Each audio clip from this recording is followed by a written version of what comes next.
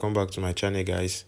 So don't forget to like and subscribe to our channel. So in this video I'll be showing you how to do your PRT tax on the sale package.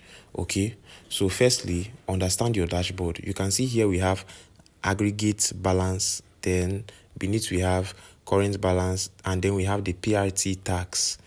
Okay, so this aggregate balance is for your referrals. That's any invite you get will be added on your aggregate and current balance. Then your PRT tax is the total number of tax that you do daily on peritia. Okay, so now this is how you do your tax. You just have to click on PRT earnings. You click on it, then you click on read more.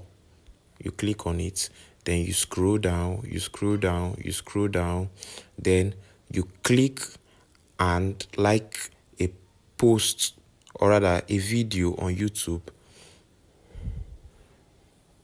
You get same thing on TikTok.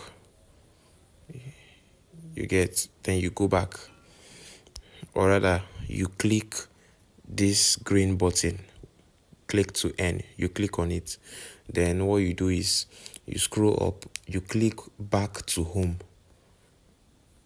Okay, you click on your dashboard.